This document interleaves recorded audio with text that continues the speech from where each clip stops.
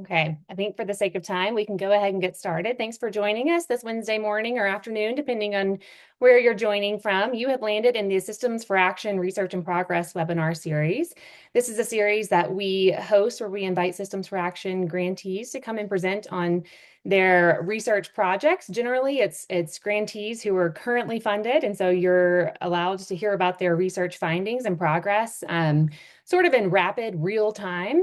But today we have a special treat for you since we're having one of our first ever grantees from our first cohort come and present on their Systems for Action research project and talk about how the program that was studied is still moving along, and talk about the barriers and successes that project had. So before I introduce our speaker, I do want to give a little background if you are not familiar with Systems for Action. We are a national research program office of the Robert Wood Johnson Foundation, and we're housed at the Colorado School of Public Health in the Health Systems Management and Policy Department. And my name is Carrington Lott. I'm the Deputy Director here at Systems for Action. And as I alluded to earlier, one of our main activities as a national program office of the Robert Wood Johnson Foundation is to develop and launch annual funding opportunities. So we solicit ideas looking at innovative systems alignment mechanisms. So all of these research projects are testing innovative system alignment interventions that align the medical, public health, and social service sectors. We actually just launched our latest funding opportunity in January 15th. And this one is focused on community-led solutions to addressing systemic racism through systems alignment interventions. And if I could ask one of my colleagues to post some information about that to our website so you can learn about that funding opportunity. And we also have an upcoming informational webinar if you're interested in learning more about that on February 24th, I think at 1 p.m. Eastern time. I hope I'm telling you the correct time, but I know Sadina will put the correct information into the chat. But back to our presentation today, which you were here to hear about. You are going to be listening to Dr. Mariana Chilton, who was funded back in 2016 in our first cohort of funding from one of our funding opportunities. And she studied a trauma-informed peer support financial empowerment program for caregivers supporting in the Temporary Assistance for Needy Families program.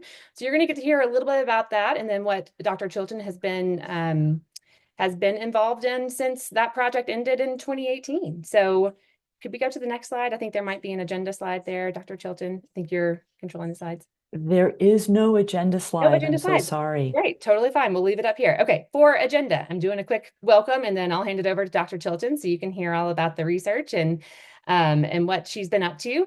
And then we will save time at the end for Q&A. So if any questions come up at any point, please locate the Q&A box at the bottom of your Zoom screen, pop your question in there, and we will reserve time to address those at the end of today's session. And then I think my last housekeeping thing is that all of these sessions are recorded. So we are recording the presentation today, and we will email out the recording as well as a PDF of the slides that Dr. Chilton covers today. So you have all of this information in your inbox and you can review it again as needed. I think with that, I am done, and I'm going to go ahead and hand it over to Dr. Chilton. Thank you so much for joining us today and presenting. Thank you, Carrington. Thank you, Sadina. And thank you, Glenn Mays, and all of the folks at Robert Wood Johnson, Systems for Action, infrastructure and grantees. I'm really glad and excited to be here. I'm very honored to be here. And we were very thrilled to be in the first round of grant recipients back at the edge of 2016. And what I'm going to talk about today I'm going to talk about the Systems for Action work that we did. And then I'm also going to surround it with the other context of what we were involved in at the Center for Hunger-Free Communities. And if you come away with anything today, just remember that I am hoping to, this little leaf is on the cover of my book. I'm going to talk a little bit about my book today that just came out in October. Notice that that's a Bodhi leaf. Or a fig leaf. It's a leaf of the Bodhi tree that the Buddha, under which the Buddha became awakened. So there are just two messages today, which is let's wake up or awaken. And also it's in the shape of a heart, which means let's bring in some more love into the world. So I'm going to talk about our programs. Before I get going, I want to talk about honoring the relationships. I've learned so much over the years from research participants and the advocates that I've worked with. And so much of the beauty and the efficacy of the work comes through our deep sense of social bonds.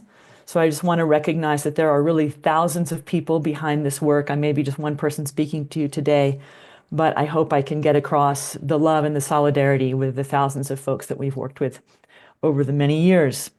So I'm going to talk about a little bit, a little background on trauma and the systems that we were working with, which is TANF, Temporary Assistance for Needy Families, and Medicaid. I'm going to talk a lot about this program called the Building Wealth and Health Network, which the Robert Wood Johnson Systems for Action grant helped to support. I'll talk about our outcomes, and outcomes is the term that we usually use when we're talking about research, but I decided to complicate it by saying triumphs, wounds, and bruises. I think all of us who do this kind of work understand that there's so much hard work, and so much hard work goes into this, and some recognition of triumphs and also some pain. And then I'll talk about the painful truth about hunger in America, which is my book that just came out in October, which also talks about the Building Wealth and Health Network and all of the other work that was leading up to it and beyond. So I founded and directed the Center for Hunger-Free Communities for 20 years. We founded it in 2004. And again, I'm going to focus in on the Building Wealth and Health Network today, which we started in 2014. This is our 10-year anniversary year. The network, we call it the network for short, is still rolling, still going. I got my start working with the Southern Cheyenne and Arapaho tribes in Oklahoma. For 5 years, I lived in Oklahoma and worked to understand cross-cultural issues in healthcare, also to try to understand Indigenous sovereignty, and to work on racism and injustice and how that manifests in the systems, the Indian Health Service and the other systems that intersect with tribal communities. I got my start in Philadelphia working, doing research in different food pantries, food cupboards around the city to learn about the experience of hunger firsthand from the people who use the pantries. I also joined into a national network of fabulous epidemiologists and physicians and advocates, economists, called Children's Health Watch. That's still ongoing as well and is run now in Philadelphia by Felice LeShervine. And the headquarters is at Boston Medical Center and Boston University. We had a clinic for children with failure to thrive. That's still ongoing as well. And then in 2008, we launched Witnesses to Hunger. Some of you may have heard about it. It's a participatory action program where we used photo voice techniques to create exhibits and to ensure that people who know the experience of hunger and poverty firsthand could contribute to the national dialogue on policy related to food insecurity and hunger and mental health issues. That is still ongoing. There's a group in New Haven, Connecticut that's keeping it alive and going. So as you can see, I've had long-term commitment with the different programs that we developed. I also worked on a number of other studies. One of them was on childhood stress and adverse childhood experiences with most severe forms of food insecurity and hunger. And lastly, we had a cafe. It was called the Eat Cafe. It stands for Everyone at the Table. And that was a community cafe that was meant to serve all people, no matter who they were, whether they could pay or not. And it was a three-course. You could come in and order a three-course meal and pay whatever you could, no questions asked. And that was really wonderful and exciting. It was a wonderful and urgent response to food insecurity and hunger in Philadelphia, but we had to close it in 2019. That gives you a little bit of the overview of the Center for Hunger-Free Communities. And our tagline is that our solutions are based on science and the human experience. Again, notice how I honored the relationships, the people that we work with that help to teach us so much and help us to teach the rest of the world about experiences of economic insecurity. So we use science and also we deeply value human experience, like people forward. None of this work would be possible without the incredible work of the staff that we've had over the many years, and I want to honor them as well. It's a lot of deep commitment. They too have suffered some bruises and wounds and also lots of triumphs. They're phenomenal. They're doing so great that actually their directors can kind of skate away because they've got it under control. And I've been there 20 years. So this year I am retiring from the Center for Hunger-Free Communities. And some of you actually who've seen some of my PowerPoints before may recognize this little slide because I often talk about how my approach is a little unique. My training is in folklore and folk life and in epidemiology. So my methods are unique and again, always people first. And I can't seem to get rid of this slide. I use it all the time.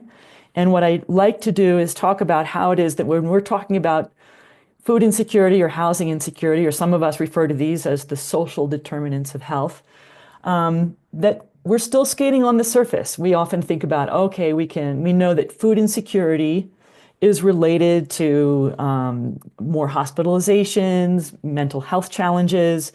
It's related to financial instability, not being able to complete education and get a good job, those kinds of things. And that's where most of us are skating on the surface. And I'm insisting, and this is based on my research and the research of many of you who are maybe tuned in, we recognize that underneath food insecurity is a lot of experiences with trauma and loss, chronic hyperarousal and chronic inflammation, adverse childhood experiences, societal and family dysfunction, and of course, the historical trauma and social structures that are based on violence, racism, colonialism, and sexism in the United States. So when we're talking about food insecurity and hunger, we have to remember that there's an incredible depth and breadth of context that's really important to acknowledge. And if we're really going to address food insecurity and hunger, we have to pay attention to issues of trauma. So this is just a quick overview for those of you who are learning a little bit more about trauma. There's so many different kinds of trauma. Among children, we often refer to trauma as toxic stress, and that's the overwhelming, relentless stress that young children experience when they don't have adequate support to overcome it. Homelessness and poverty should be considered forms of trauma or toxic stress, and also adverse childhood experiences. I'll explain what those are in a little bit. Traumatic stress among adults is when there's just not enough resources for coping to address with a major external threat. It has a major impact on the central nervous system. It becomes overwhelmed. Feelings of helplessness are also related to traumatic stress. Going a little bit deeper and more broadly, you can think about it as emotional, cognitive, physical, spiritual, and a relational response to a terrible event or series of events. Things like accidents or rape or a natural disaster. Also, we need to understand that enslavement and colonization also are forms of trauma. They create traumatic conditions that also include torture and starvation, imprisonment. So many of us can understand that there's individual trauma that has an impact across the lifespan, including rape or bullying or community violence. But then there's historic and intergenerational trauma. And one thing I just want to pull out for us to consider is historical trauma, which is the cumulative psychological and emotional wounding that can happen across generations that emanates from massive group trauma. So that also has with it historical unresolved grief.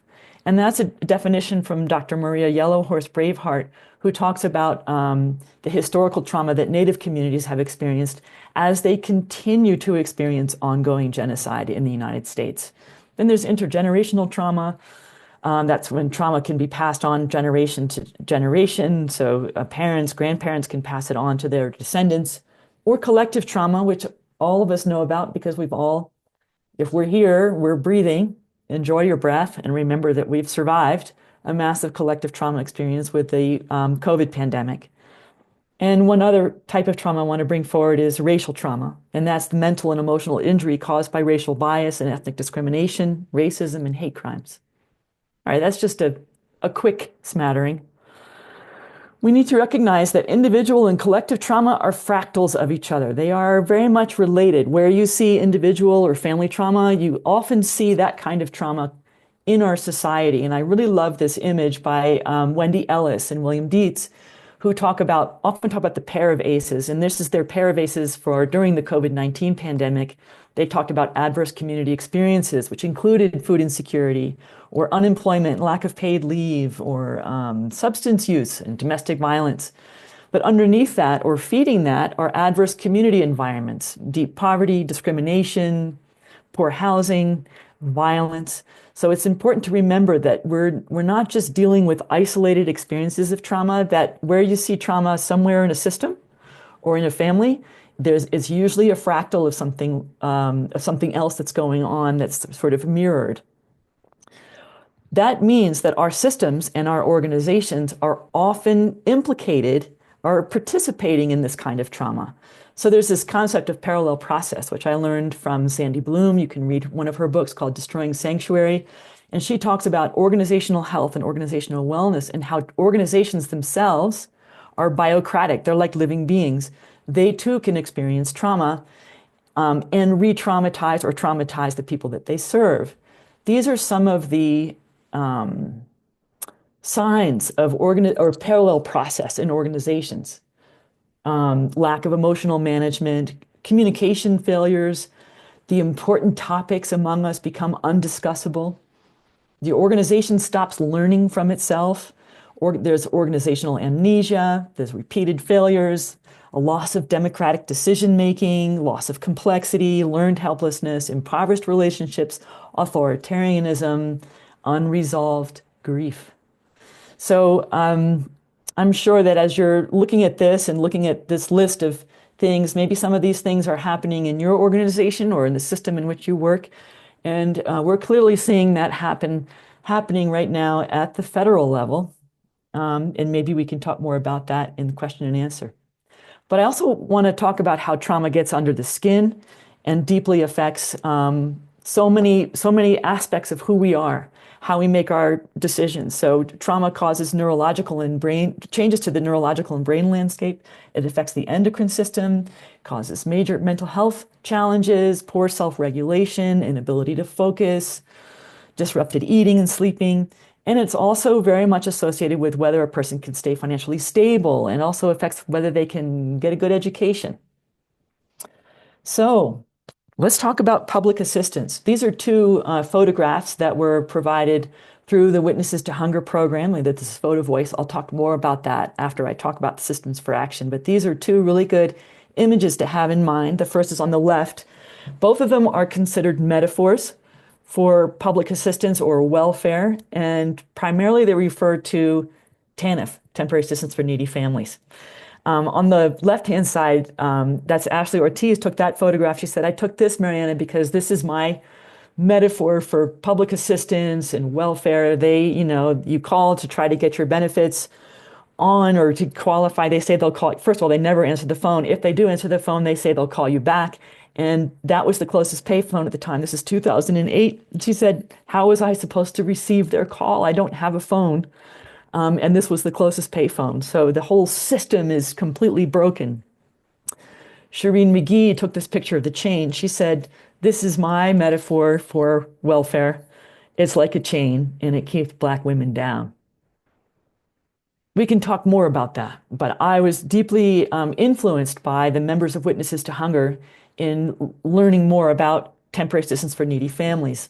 So when we were doing Systems for Action, we were trying to figure out how we could bring Medicaid and TANF together. So many people are not that familiar with TANF because it's not, after welfare reform in 1996, people did not really participate in it very much, and it became this program, this rigor mortis has been setting in. And that was one of our reasons we wanted to get into TANF. So it's primarily funded by the feds. It's cash assistance with a work requirement. In Pennsylvania, the maximum that a family of three can receive is $421. That's for a family of three. That keeps someone at 30% of the federal poverty level. Eligibility for TANF is you have to be at 50% of the federal poverty level and below. So it's really hard to get into, and actually even there are many people who are eligible for TANF, but the vast majority of people don't participate in it anymore. There's an asset limit in Pennsylvania of $1,000. So the work requirement is 20 hours a week for a caregiver who has a child under the age of 6 or over the age of 1. It's a work-first approach. It pushes people into low-wage jobs and to get them working, right? Not necessarily to support anti-poverty. It's about putting someone into the workforce. And participants usually have high rates of intimate partner violence, disability, and depression. Medicaid, most of us are familiar with it.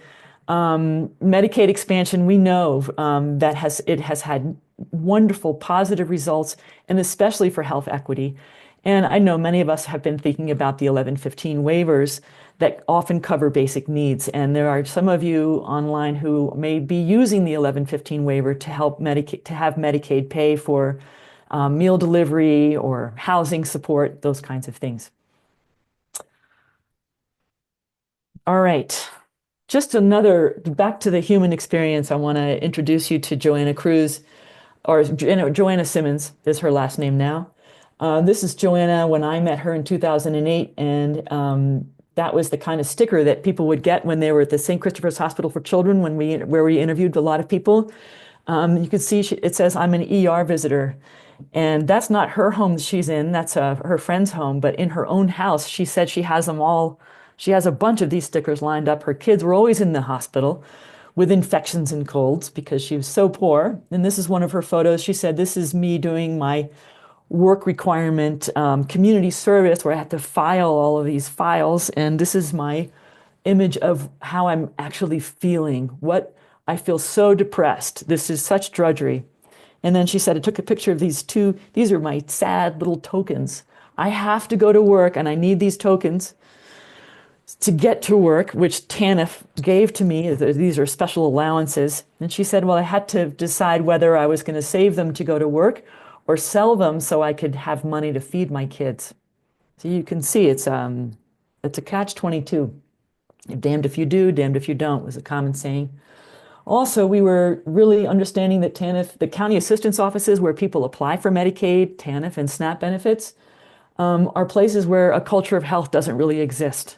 And at that time, when we were, a grantee of Robert Wood Johnson, we were really focused on how do we build a culture of health. We wanted to bring a culture of health into the county assistance offices.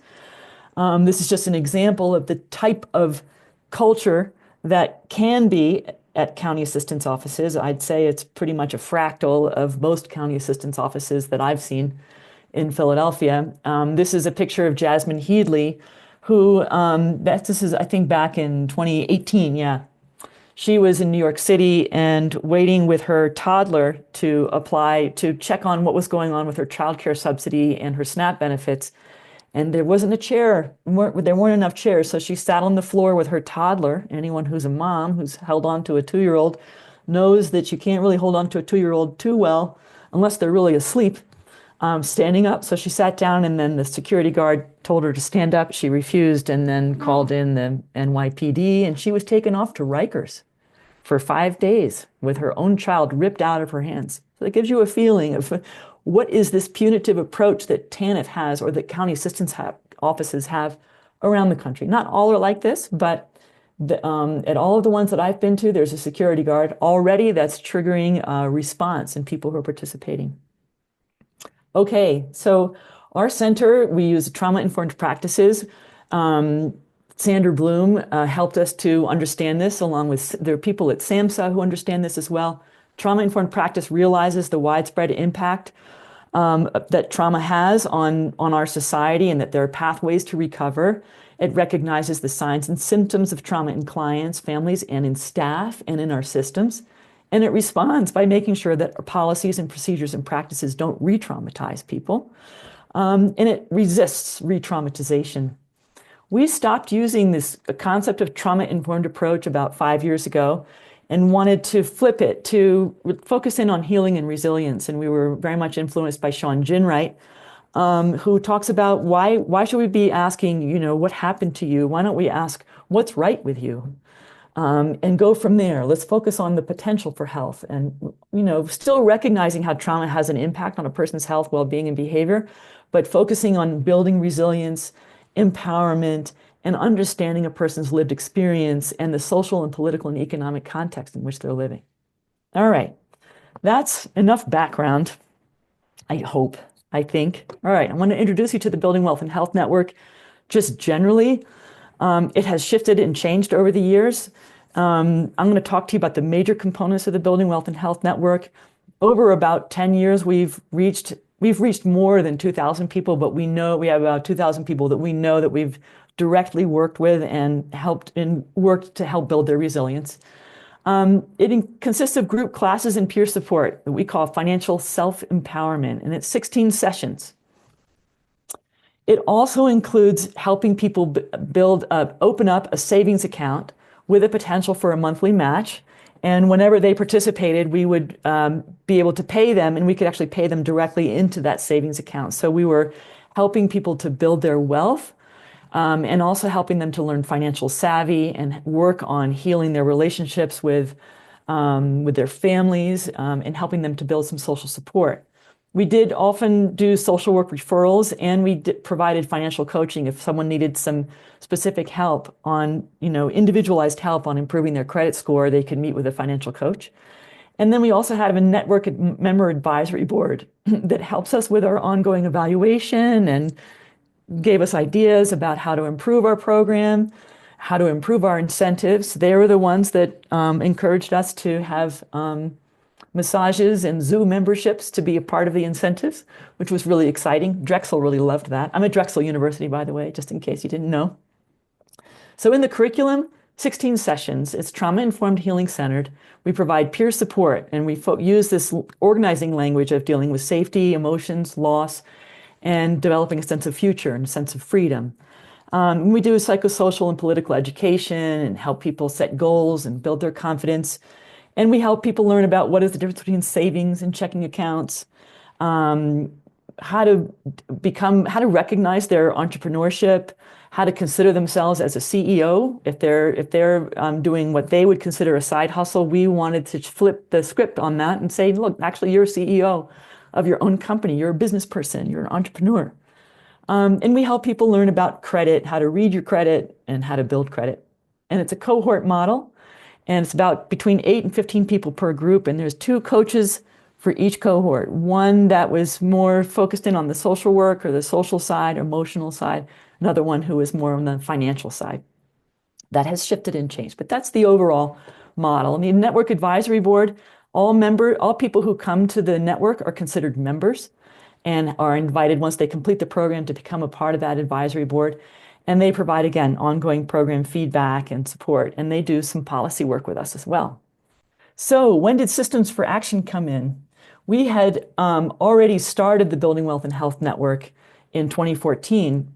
So recognizing that trauma and violence are underneath food insecurity and hunger, I worked with the Annie E. Casey Foundation, the Agency for Children and Families at the national level, also the state welfare offices and Region 3 to work on designing a program that could be built within TANF that could help people to heal from trauma and help to build their wealth. And so that took several years of planning and convincing and cajoling the state to allow us in.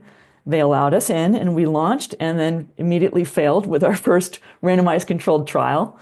Happy to answer questions about that original part. It was much longer than it currently is now. We stopped, we redesigned and relaunched the randomized controlled trial with a new staff in 2015. And we had some pretty good outcomes with that as well. But then the state decided, well, we're going to change the way you recruit. And so we had to expand how we recruited. And then we moved beyond TANF and started allowing people or inviting people in that were not necessarily required to be working within TANF or maybe not participating in that moment on TANF, but we knew if they received housing subsidies or SNAP benefits. So that was phase 2. Then we went to a new location because the state changes and we're adapting as we go in 2016. But all of those results from the randomized controlled trial allowed us to convince Robert Wood Johnson Systems for Action to help us to get funded. These are the different outcomes that we were looking to measure or that we measured over time. This is audio computer assisted software. We did baseline and at 3-month intervals over 12 months. And we were measuring exposure to violence and adversity. And then the outcomes we were looking for were maternal and child health and development, economic security, and financial well-being. So the outcomes from the randomized controlled trial, we showed that we were able to improve depression, improve employment, and we improved food security and self-efficacy. So you can hear, these are 2 of the articles by Leila Boucheri and Jerome Dugan And you can find those online. Please feel free to Google those and find out more about how we did it. So, systems for action. What we proposed was one thing that we a block in the system was that most of the people we worked with in TANF were very depressed, had experienced a lot of trauma. And that really affected their ability to find work, to show up for work, to stay in a job, especially if the job that they were forced into or, quote, encouraged to take was a kind of job where the boss wasn't didn't have good emotional management skills, wages were extremely low. And what we wanted to do is buy people more time before they were pushed into the workplace because of the mental health challenges that so many people had told us about.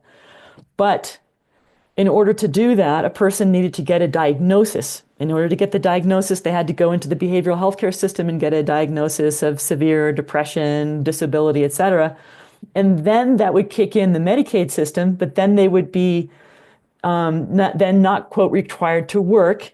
And it was just a mess. There's two different types of eligibility criteria. And what we recognized is that our program, because it was improving mental health, we knew that we were saving Medicaid money. So what we wanted to do was to find a way to pull in more money from Medicaid into the TANF system. So it was like some people call that braiding of funding. So we were trying to figure out how to do that. So first we wanted to assess the effects of the trauma-informed peer support that was built into the education and training program within TANF. In this, not as an RCT, but as a sort of a case control type of a thing. And then we wanted to identify the cost savings to TANF and to Medicaid in order to make a case for linking the two systems. And thirdly, we wanted to find a way to ensure that multiple stakeholders could promote this culture of health that we thought would naturally infuse the systems of the county assistance offices and TANF itself. We wanted to change the systems to be focused on health and well-being. The way that we did phase 2, because we had to shift and change the way we enrolled people, not everybody was on TANF, not everybody was required to work. We call this phase 2. We basically looked at people who showed up to who decided to be in our program and then kind of fell away and didn't participate. And we compared them to people who participated at least 4 classes and had high rates of attendance. And then we'd look at the impact of the intervention on both groups. And what we found was that in phase 2, the network was able to reduce the odds of food insecurity by about 64%. So looking down here, you can see this is in the food secure area. So we were looking at sort of the below 1 of the odds ratio. I'm trying to help you read this, these odds ratios. Basically, overall, you can see that we were able to help people become food secure. And we were very effective also with people who had reported at least one adverse childhood experience. And if you can see, you can look up here, those who reported no ACEs, we didn't have much of an impact on. We couldn't, at least statistically significant. But those who had 1 to 3 ACEs or 4 ACEs, we were able to ensure that they became food secure. We were also able, and that's an article from 2020, which you can find and read more about our methods. And then one that just came out this fall with Dr. Wida as the first author. We were looking at could we help improve financial well-being? So we measured financial behaviors, knowledge and efficacy, and financial capability at baseline, 3 months and 6 months. I'm showing you the 6-month responses. So the people who fully participated had much higher scores on financial behaviors, knowledge and efficacy, and on financial capability than those who didn't participate very much. They participated a little, but not very much. So you can see we had good impact, good outcomes, and we also asked the members to assess how they felt from at the beginning and at the end of the program itself. Here's an example of a drawing from one of our participants who talks about feeling like things were cloudy, rainy, cold, struggling, and then how she's feeling now. I love this image of the sunshine where she says, I love myself. And you can see there's love, self-respect, becoming a good listener, going to therapy, praying. So that's also a way for us to understand that people are feeling better by participating in our program. Again, about stakeholder engagement, we made sure that members of the network could speak directly to senior administrators at the state level and at the federal level. And we met with different administrators in the Human Services Office and also health, in the Department of Health. They did webinars, have been at multiple conferences talking about the importance of behavioral health for financial wellness and financial health. Ultimately, we had 9 peer-reviewed articles from the Building Wealth and Health Network. 4 of them were directly related to Robert Wood Johnson Systems for Action types of questions and insights. And we have 6 policy briefs, 3 of which were directly associated with trying to align the systems of Medicaid, behavioral health, and cash welfare. You can go to the Center for Hunger-Free Communities website and find those. So the network also continued, and then I want to show you a couple of bruises as well. In 2018, I'd say 18, but it was a 2-year grant that we received for the Systems for Action. We had 2 major collaborators that got recruited to the University of Washington, and bloop, off they went. And that was the economist and the person who was very good at machine learning. We were going to look at administrative data and Medicaid data, billing data, to be able to look at the cost savings.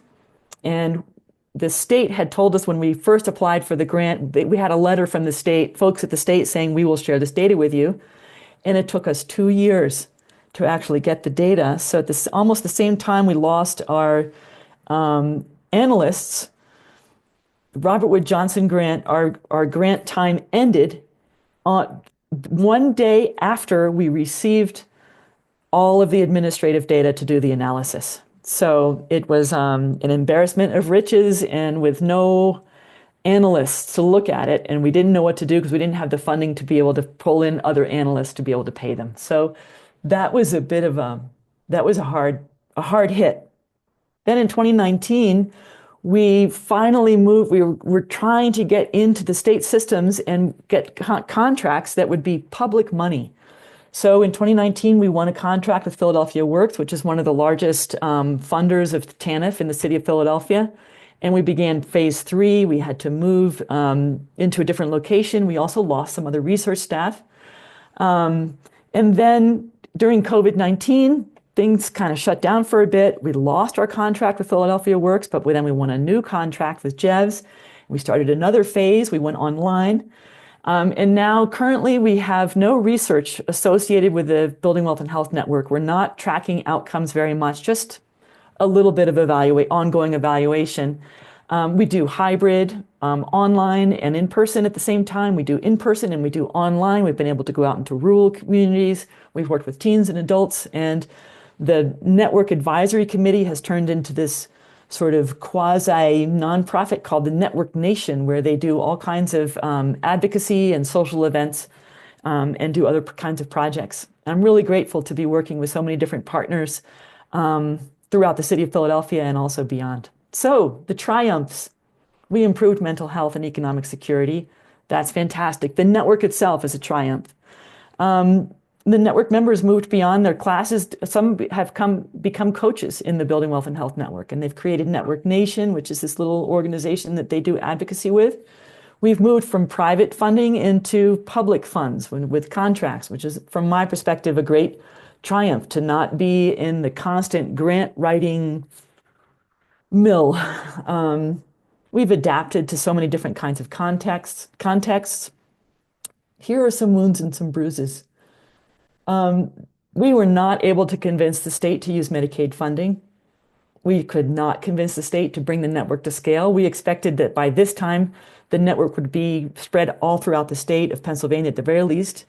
Better yet, we were looking for Region 3, so that would include Delaware as well. And we could not manage, once we got the administrative data, we couldn't manage the analysis, and that was a failure on our part. And that's a wound. I'd also have to say that the racism and the sexism within the state systems, not only in the way that TANF is administered and what the policies and programming are, but also among the people. There was sort of this dismissiveness towards Black women especially. That was hard to fathom. We have a publication on that as well. And the state has no incentive really to innovate or to really address issues of equity. It just wasn't enough oomph behind the state. The network staff also lost ground on tracking our efficacy the more we went to contracts. And also, I'd have to say that the trauma-informed healing-centered models that we had were inadequate to sustain us. Bruises are the leaders of the Department of Human Services in the state of Pennsylvania say, oh, this is great. Yes, we want to do it, but they're very slow to take action. So it was a little bit of almost gaslighting, I would say. Lots of staff turnover also at the state. So that was that caused the 2-year delay, because the people who were managing the administrative data were constantly shifting and changing. We'd have to re-explain, reconvince. That was really hard to manage. Contracting with state agencies, since we're still funded by programs that support the TANF program, we're very, very limited in what we can actually pay for. They will not pay for the incentives to help people to build their wealth and build their savings, and other things like that. And there's also contradictory focus on the outcomes. They're getting pushed into employment, but they also want people to participate in our program. But if they're pushed into employment, they can't participate in our program. Finally, the university systems are just not agile enough to invoice on time with these kinds of contracts. The infrastructure, the bureaucracy is just too large. They're used to longer NIH kinds of grants and different kind of staff. We had difficulty paying network members, and there's just an underappreciation at the university for public health practice and advocacy. And we're caught in the parallel process of what's going on in our country. So the university is not really capable of protecting the faculty and staff from the traumatizing professional and political systems that are at play in the larger context. Which brings me for a few minutes to talk about my book. So the outcomes, yes, those are outcomes, and there's a lot of pain associated, and that's how painful somehow inserted itself before the word truth in my book. And interestingly, the network only occupies 4 pages of a 300 and something page book, because there's so much else going on. And I talk about the network is wonderful. It does wonderful things, but the traumatizing systems that we have in place in the United States are too strong. They can still exacerbate the trauma in the families that we're working with. So we have to reconsider everything. Now I see we're at 12:40, and I'm going to speed a little bit. So I'm sorry to be skipping forward so much, but I'd love to take questions and dialogue a little bit. Before I dive in, though, it's just a little gentle advisement. Things are getting a little heavy. We're talking about trauma here. I'll bring you back to the time of 2002, when I was getting started on my first research study in Philadelphia with women who used food pantries and food cupboards.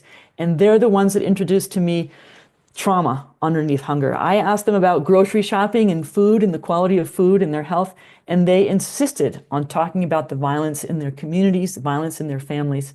And you can read more about that in one of my earliest publications from 2007. In this program, I met a woman named Julene, and I'm going to spare you the story, but she created this painting for me because she wanted me to teach the world about what it's like to experience hunger. She said, Mariana, I told you things that no one else really knows. No one else really asked me about what that was like, and I'm giving this to you so you can teach the world the truth about hunger in America and what it felt like for me to experience hunger. And she said, and if you look at this image, I'm going to skip this slide. If you look at this image, there are about 5 lessons in here. The first one is that to share food makes you human. So she has a scripture in there that what man is there among you who, if his son asked for bread, would give him a stone? In other words, if you're not sharing food, you are not a human being. And also you're not acknowledging the other person as a human being. So to share food and to help people to eat is a way of acknowledging our shared humanity. But you'll notice that the barrel is falling apart. The nail is coming out. She said, where is it? Let's see. She said, even the nothing I had was falling apart. Didn't have a home, no place to live, no money for clothes. So hunger doesn't happen in a vacuum, which is, again, why we need to think way beyond food, way beyond SNAP benefits. And then she talked about, I said, why this orange and green? This is really interesting colors. And she said, well, that's stress, Mariana. which from my perspective is an indication or an image of how trauma gets into the body. And she said, I was totally alone. I didn't have anyone to help. So hunger and food insecurity are really about social isolation, which, as you can see in the Building Wealth and Health Network, we were working so hard to help people develop social bonds, because that becomes a healing energy in and of itself, to be part of a group. And she says, she literally puts in Sharpie there, involve me, I remember, I understand. Join together in solidarity. Okay, I'm going to have to race through this last part, but I do want to have you meet Joanna Simmons. She's another, like a superhero in the book. And this is the image of her kitchen taken with her neighbor's camera that her neighbor asked her to take. That's a doll. That's not a human being in the front. You can see that Joanna here is living without a working kitchen. At the time, she had the most severe form of food insecurity, and she was energy insecure. But she was housing secure because this is the house she grew up in. This bombed out kitchen is not the worst part of her troubles. She had sewage coming up through the basement, but couldn't afford to get it fixed. So Witnesses to Hunger was a way of like demonstrating, in the same way that Julene used her painting to help me teach, the members of Witnesses to Hunger were using their photographs to teach the world about their experiences and to speak directly to legislators. So it was research, yes, and it was advocacy. I know I'm skipping, but you're going to get these slides and you can look more, you can look at it in a more leisurely way. That's Imani Sullivan, a research participant.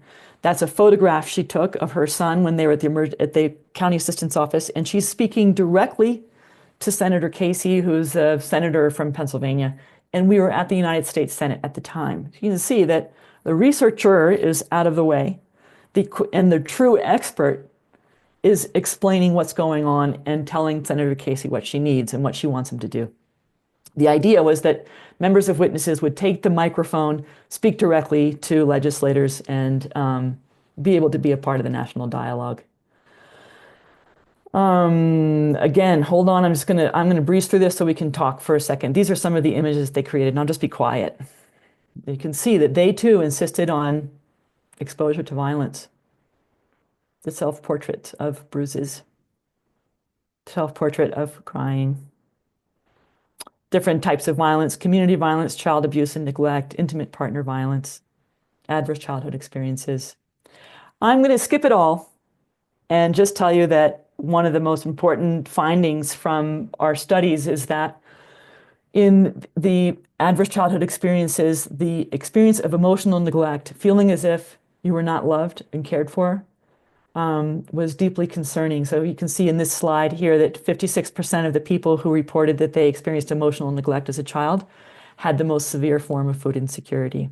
That forced me to focus in on what kind of action must we take. It must be not just political, and by political I mean decolonize and reparations. Was it land back to Native people, reparations for descendants of people who were enslaved? But the solutions need to be personal as well. We have to undo white supremacy culture, racism, and sexism, and we need to expand our ability to love, which is a spiritual approach to doing our work and recognizing that we must do our work from this feeling of love, compassion, and solidarity, and not in a culture of domination. And I'm going to stop there. Thank you. I'll stop sharing. Oh, wait. Sadina wanted to come on and tell you about this. Thanks, Sadina added that, but I can speak on her behalf. It sounds like she's got her children at home with her as well, which I do. Okay. My child is homesick. So if you hear Miss Rachel in the background, we're just keeping it real over here at Systems. Yes. But yes, Praise as the I mentioned, moms. yes. As I mentioned at the beginning of the webinar, we did just release a call for proposals January 15th, titled Community-Led Systems Research to Address Systemic Racism. A lot of the same typical things that we include in our Systems for Action calls for proposals are included in this as well, which is alignment across the three sectors: medical, public health, and social services. What is different about this one is that we are looking for the lead applicant to be from community-based organizations, which we have not included as a requirement in the past. So Zadina included this slide. We will also include information to sign up for informational webinars and make sure that you have the funding opportunity brochure and everything that you might need to learn more about this call for funding. And then I'm going to go back to our presentation. Thank you so much, Dr. Chilton. I think you included So much wonderful stuff in your PowerPoint presentation. I'm probably going to Thank ask you you. to pull it back up again because there was a slide Oh, that I have a question about. oh, okay then. But for anyone else that is here listening, this is the Q&A portion of the session. So if you have any questions, please put them into the Q&A box. But you had a slide up there about advocacy strategies, and I know Oh, personally from your project with Systems for Action, this is one thing that we always point some of our grantees to your work because your hmm. team did this so well. And I think you were really innovative and active in that. And I wonder if there's anything that you want to say to this slide since we did skip over it. I'm so sorry I raced through because I wanted to give ample time to Systems for Action, but thanks for asking. There are so many ways that you can do advocacy. The most important thing, from my perspective, is to ensure that the people that you are advocating supposedly for or on behalf of are directly participating with you in the advocacy. So this is how we did it with Witnesses to Hunger. One of the best ways that members of Witnesses could do it was through their photography and through their images. It didn't take any words, doesn't take fancy education or a lot of knowledge. People know what they're experiencing. They know and they choose what they want to show. So the exhibits, the photographs, and their testimonies associated with those photographs were a wonderful platform, which was like an entry into the door. So we were at the United States Senate, the House of Representatives. We were in city halls and in state houses up and down the East Coast and in different community centers. And what the photographs did was it drew people in, and then it gave people a reference point, and then they could speak directly to the photographer, directly to the mom. And that was like a wonderful kind of ground, and it's a wonderful strategy. Certainly, whenever I was invited to speak about hunger in America, I always made sure that a member of Witnesses or the Building Wealth and Health Network was working alongside with me or presenting along with me, and that they got paid. Tiana Gaines, who's in this photograph on my left side, she testified before Paul Ryan's committee I forget the name of the committee he was on before he became Speaker of the House, but he was having a special hearing on the war on poverty. And Tiana got invited. And that's because we were getting ourselves, we were in the halls of Congress. We were working with national advocates who knew about our work. We did staff briefings, which is a way of doing panel discussions for the Senate and House of Representatives staff so that they could learn about the importance of SNAP or Medicaid or LIHEAP and understand directly from people who participate in those programs what they were like. We also did local actions. We invited Senator Casey to talk about the Meet the Need camp. We created a Meet the Need campaign.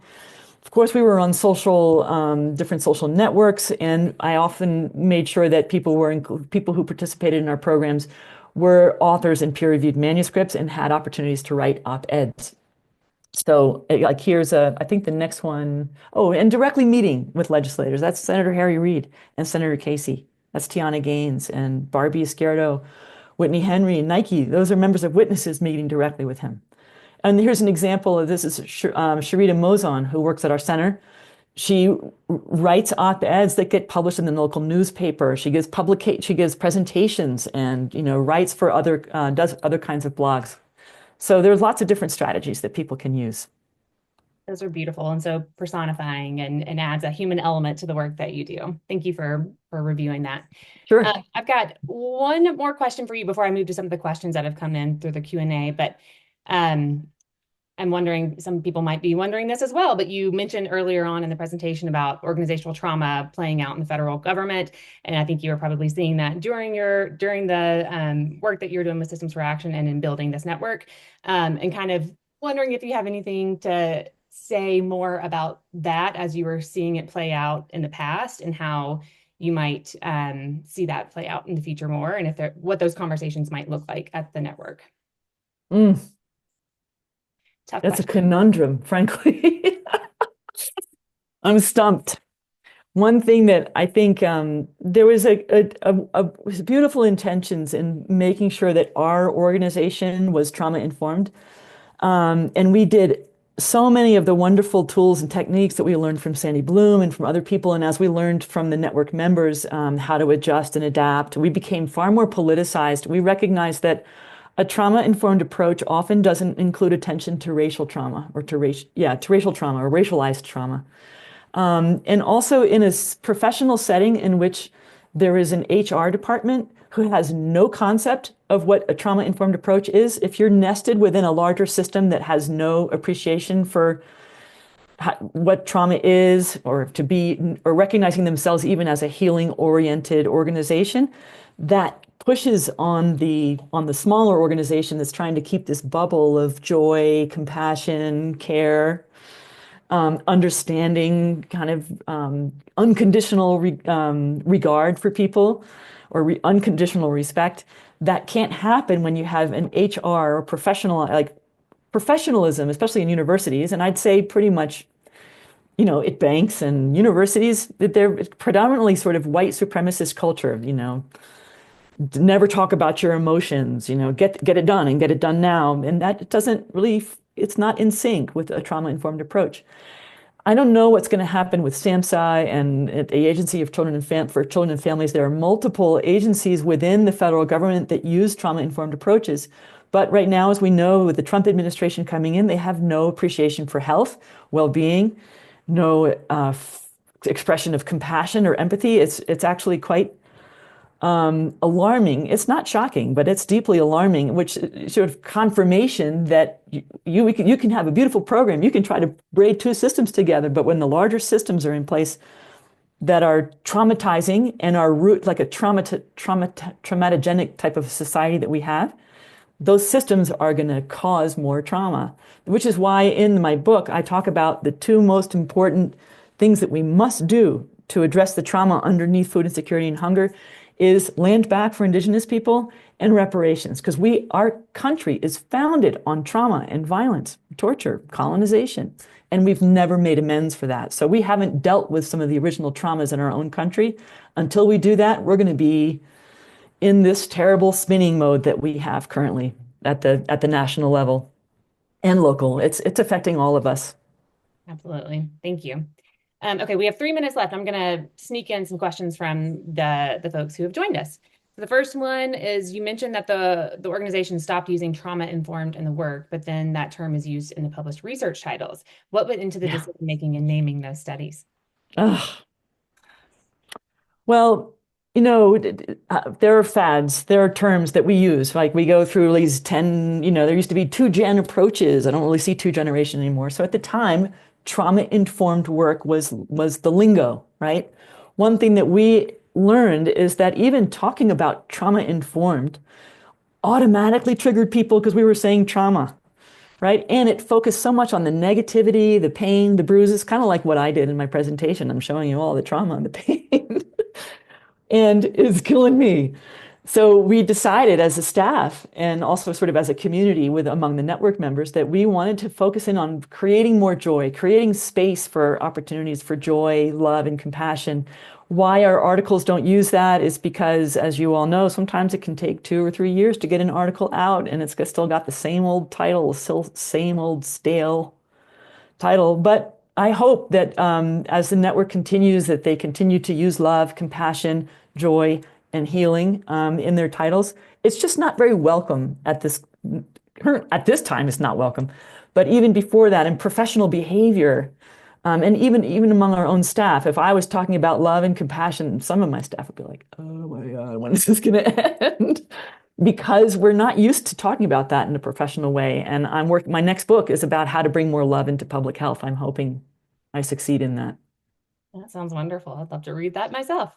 Okay. Oh, I see a heart coming up. Thank you for the heart. Other people are interested in it too. We only have 1 minute left, so I think what I might do is go ahead and close us out just for the sake of time. But we do have 2 questions that we weren't able to address. Dr. Chilton, I might send those to you, and please do. We could answer those in our follow-up communications to everyone who attends.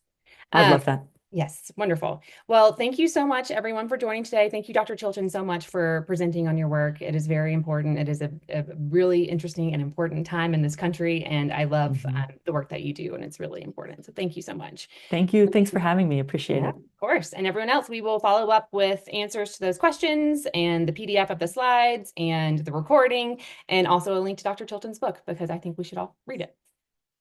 Thank you so much for joining. Thank you. Have a lovely rest of your Wednesday. Bye. Bye, everybody. Thank you.